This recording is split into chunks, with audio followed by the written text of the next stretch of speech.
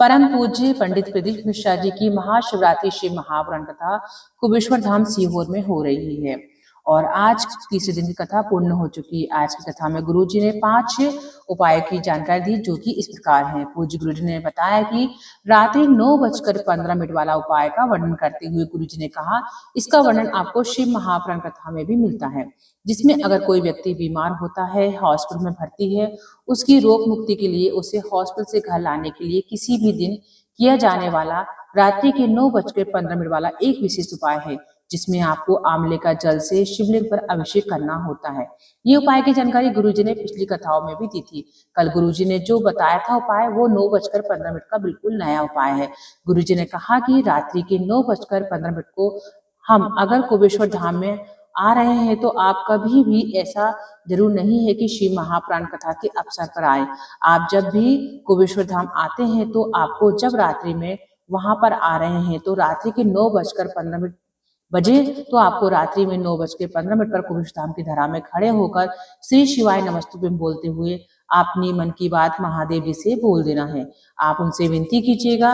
ये उपाय आप सीहोर जब भी आए तो इस बात का ध्यान रखिएगा। बस आपको रात्रि 9:15 में कुबेश्वर धाम में की धरा में खड़े होकर श्री शिवाय नमस्तुभ्यं बोलते हुए बाबा से अपनी कामना कर लेना है। ये रात्रि के 9:15 का नया बिल्कुल उपाय है, जिसे गुरु जी ने 8 मार्च को बताया था। बढ़ते हैं दूसरी उपाय की ओर। गुरु जी ने 8 मार्च में जो शिव महापुराण कथा टीवी में पूर्ण हो गई थी, उसके बाद भी कथा यूट्यूब पर 1 घंटे तक लाइव चली है। उस कथा में मतलब आपने अगर टीवी पर नहीं देख पाए हैं, अगर आपने मोबाइल में देखा होगा तो आपको पता होगा कि जिन्होंने टीवी पर नहीं देखा होगा उन्हें जान लेना है कि 8 मार्च की कथा में गुरुजी ने एक और बिल्कुल नए उपाय की जानकारी दी थी, जिसे आप किसी भी शिवरात्रि पर कर सकते हैं। ये उपाय आपको आशुतोष भगवान का नाम लेते हुए करना होगा। गुरुजी ने कहा, मान लो इस शिवरात्रि में भी अगर आप ये उपाय नहीं कर पा रहे हैं, महाशिवरात्रि पर भी नहीं कर पा रहे हैं, तो आने वाली किसी भी माह की मासिक शिवरात्रि में भी ये उपाय आप कर सकते हैं। अगर आपका कोई भी कार्य पूर्ण नहीं हो रहा है तो आप कई समय से लगे हुए हो, आपको लग रहा है कि ये कार्य पूर्ण होना आवश्यक है, आप अपने कार्य में सफलता प्राप्त करना चाहते हो, तो आपको ये विशेष उपाय करना है। अब ये उपाय आप अपने एग्जाम में सफलता पाने के लिए या फिर नौकरी में सफलता पाने के लिए या फिर कोई भी प्रशासनिक कार्रवाई हो या फिर किसी भी प्रकार की फाइल हो आगे नहीं बढ़ रही है, उसमें सफलता प्राप्त करने के लिए भी कर सकते हैं। उपाय काफी सरल और आसान है। आपको एक बेलपत्र लेना है और बेलपत्र की बीच वाली पत्ती में आपको लाल चंदन लगा देना है।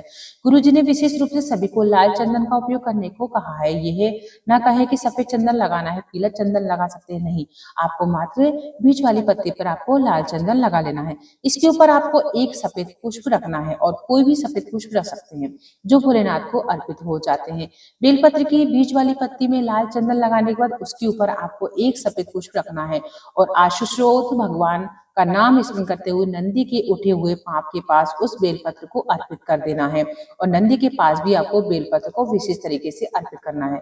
गुरुजी ने कहा, जब आप बेलपत्र को नंदी के पास अर्पित करेंगे तो इस प्रकार से अर्पित करें कि बेलपत्र की डंडी वाला भाग नंदी की ओर होना चाहिए। इसके बाद आप आशुतोष महादेव से, आशुतोष भगवान से प्रार्थना कर लीजिएगा।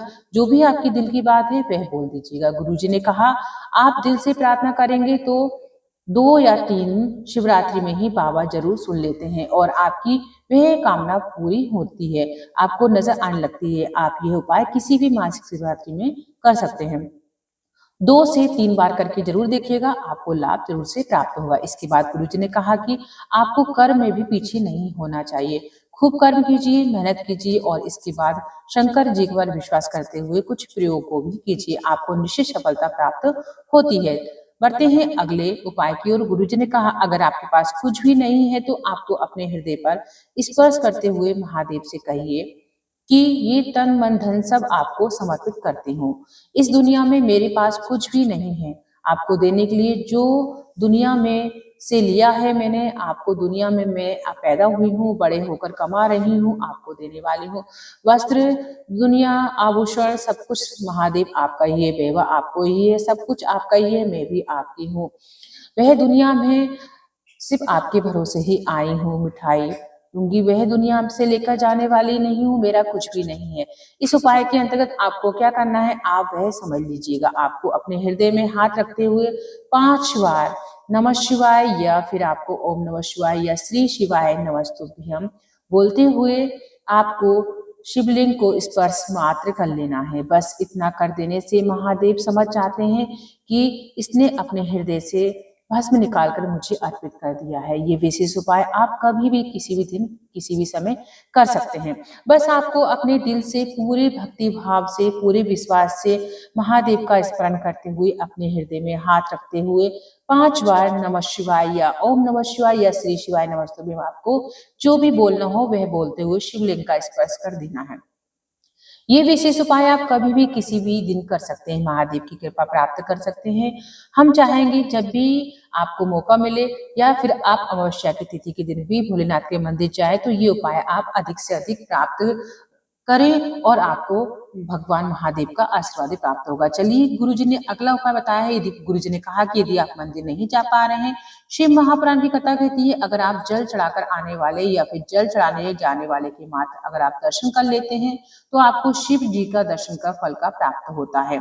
और शिव महापुराण के अनुसार वर्णन किया है कि जो शिव महापुराण कथा सुनकर जाता है उसके स्पर्श से पवन सब स्पर्श करती हुई जाती है, यानी कि हवा जो होती है वो टच करती हुई जाती है और वो जितना स्पर्श करती है उन सबका कल्याण कर देती है। आज की कथा की अंतिम उपाय के बारे में बताया गुरुजी ने। ऐसा अचूक उपाय बताया है कि जिसे आप सुनकर खुश हो जाएंगे। गुरुजी ने कहा है कि अमावस्या की विशेष तिथि आ रही है। गुरुजी ने कहा कि आपको पिछली कथाओं में भी हमने उपाय बताए थे, आपको सिर्फ एक ही बार करना है, मतलब आपको उपाय बार बार करने की आवश्यकता नहीं है। अगर आपने जीवन में आपको उन्नति नहीं मिल रही है, अगर आपको एक के बाद एक कोई बीमार घर में हो रहा है, घर में पैसा टिकता नहीं है, घर में कमाई ज्यादा हो रही है, खर्च ज्यादा हो रहा है, घर के सदस्य आपस में लड़ते रहते हैं, गृह क्लेश बना हुआ है, परेशानी बहुत ज्यादा हो रही है, अमावस्या तिथि है, विशेष उपाय आपको करना है। गुरुजी ने कहा 7 दिवसीय शिव महापुराण कथा है जहां पर चंदन लगा लेने से शिव पितरों के पितरों को मुक्ति प्रदान करके उनको वैकुंठ का वास प्राप्त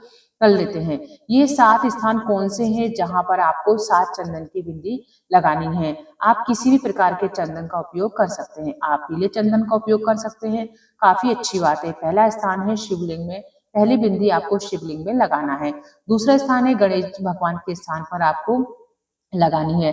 तीसरा स्थान है कार्तिक जी के स्थान पर आपको बिंदी लगा देनी है। चौथा स्थान है माता अशोक सुंदरी का स्थान और 5वां स्थान है जलाधारी पर, जो ऊपर जलाधारी बंदी होती है उस पर आपको अपने बिंदी लगा देनी है। आप शंकर भगवान की 5 बेटियों का नाम लेकर के श्यामली वादी दो तली देव लेते हुए बिंदी आपको जलाधारी के ऊपर लगा देना है। ये बिंदी आप शिवलिंग के ऊपर भी लगा सकते हैं यदि आपके मंदिर में जलाधारी नहीं है।